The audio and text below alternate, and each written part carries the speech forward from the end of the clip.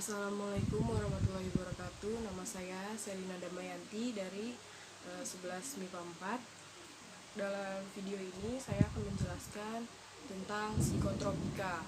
Jadi psikotropika itu termasuk ke dalam narkoba ya. Narkoba itu narkotika, psikotropika, dan zat lain. Jadi saya kali ini menjelaskannya hanya psikotropikanya. Jadi psikotropika itu apa sih? Jadi psikotropika adalah zat atau obat alamiah atau sintetis dan bukan narkotika yang bersifat psikoaktif dan berpengaruh pada susunan saraf pusat sehingga menyebabkan perubahan yang khas pada mental dan perilaku seseorang. Jadi secara singkat, psikotropika itu zat atau obat yang dapat mempengaruhi kerja sistem saraf pada diri kita, dan psikotropika ini dapat menyebabkan efek yaitu kecanduan atau adiksi. Nah, berdasarkan pengaruh zatnya, zat psikotropika itu dibagi menjadi 3. Yang pertama itu ada stimulan. Jadi apa itu stimulan? Stimulan itu zat psikotropika yang bersifat menstimulasi sistem saraf simpatik melalui hipotalamus. Nah, contoh dari stimulan ini ada kafein. Nah, kafein itu apa sih? Kafein itu zat yang ada di kopi ya. Itu termasuk ke psikotropika namun tidak ilegal ya. Jadi kita bebas mengonsumsi kopi. Tapi jika terlalu banyak mengonsumsi kafein itu juga berpengaruh ke sistem saraf yang ada di diri kita. Jadi jangan terlalu banyak. Nah, contoh dari stimulan itu selanjutnya ada nikotin. Nikotin yang ada di dalam rokok itu juga termasuk ke dalam psikotropika. Terus ada amfetamin, ada kokain. Nah, kokain itu apa sih? Kokain itu adalah derivat alkaloid dari sejenis tumbuhan semak yang disebut erythrasiloin coca. Kokain itu biasanya digunakan dalam obat bius gitu. Jadi dalam operasi biasanya ada kokainnya juga, tapi dalam dosis yang tepat. Nah,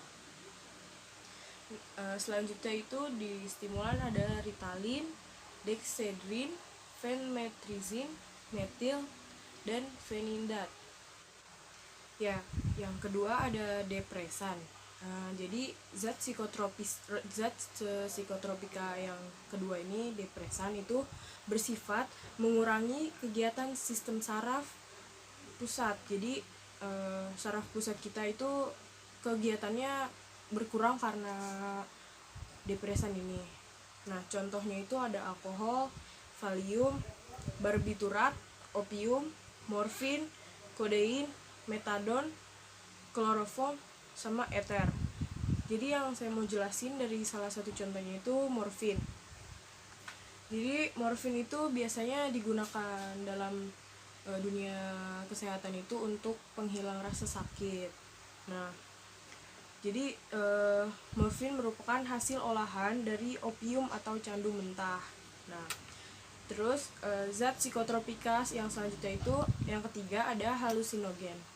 Jadi halusinogen itu zat psikotropika yang bersifat mempengaruhi persepsi, penglihatan, pendengaran, dan respon emosional. Jadi ini lebih ke indera yang ada di diri kita. Jadi penglihatan, pendengaran, dan respon emosional.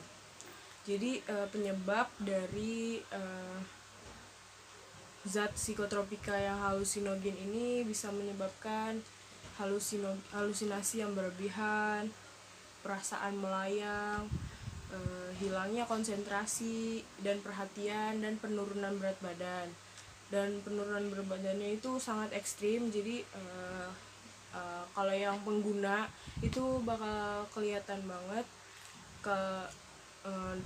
daripada yang tidak menggunakannya itu drastis banget, dan bisa menyebabkan halusinasi juga. Jadi halusinasinya bukan halusinasi yang biasa aja, tapi ini yang terlalu berlebihan, jadi bisa membahayakan diri dia dan orang lain. Terus contoh dari halusinogen ini ada LSD, LSTP, DMT, PCP, mesapolin, marijuana, ekstasi, dan sabu-sabu. Dari contoh halusinogen ini, saya akan menjelaskan yang tentang marijuana, sabu-sabu, dan ekstasi. Jadi yang pertama saya menjelaskan yang marijuana dulu. Marijuana ini itu tuh termasuk tumbuhan semak, yaitu namanya Cannabis sativa. Ya, terus marijuana ini daunnya itu mengandung zat memabukkan. Jadi zatnya ini bikin penggunanya itu akan merasakan mabuk. Terus marijuana biasa digunakan untuk terapi mual. Jadi sebenarnya ini untuk pengobatan juga, tapi karena disalahgunakan dan dosisnya yang kurang tepat bisa menyebabkan berbagai masalah pada pengguna yang salah. Terus ada juga ekstasi. Jadi ekstasi ini salah satu obat bius juga yang dibuat secara ilegal. Jadi kalau ini tuh dibuatnya secara ilegal, tapi maksudnya untuk obat bius. Terus yang selanjutnya itu ada sabu-sabu. Sabu-sabu itu nama aslinya itu adalah metamfetamin. Terus sabu-sabu ini bentuknya itu kayak kristal, jadi kayak kecil-kecil kayak kristal dan kayak gini nih. Nah, terus abis itu kita selesai dari berdasarkan pengaruh zat, kita lanjut ke tahapan dari psikotropika ini.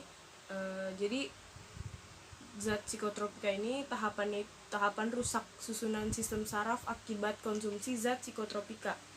Yang pertama itu ada menurunnya daya koordinasi tubuh karena kekurangan neurotransmitter dopamin yang menyebabkan impuls tidak dapat diteruskan. Yang kedua ada muncul gejala hilangnya kendali otot, jantung melemah, terganggunya peredaran darah, rusaknya alat pernapasan, tubuh gemetar, jalan sempoyongan, dan daya ingat menurun, dan turunnya berat badan. Ya, tadi udah disebutkan, turunnya berat badan emang berpengaruh untuk pengguna psikotropika pastinya. Yang ketiga ini ada zat psikotropika tersebut kemudian menimbulkan adiksi. Yang tadi saya udah jelasin di pengertian. Jadi zat psikotropika ini menimbulkan adiksi, jadi para pengguna akan merasa ketagihan dan ingin mengonsumsi zat ini lagi dan lagi, sehingga akan menghancurkan sistem saraf dia sendiri dan menimbulkan lebih banyak penyakit kepada diri dia.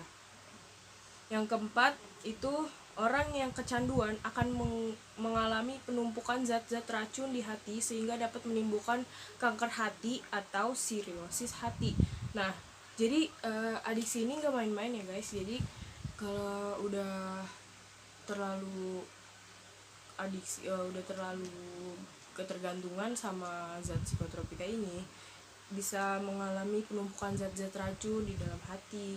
Nah, jadi kalian bisa bayangin sendiri gimana ada racun-racun yang menumpuk di hati, itu akan menghancurkan sistem saraf tentunya.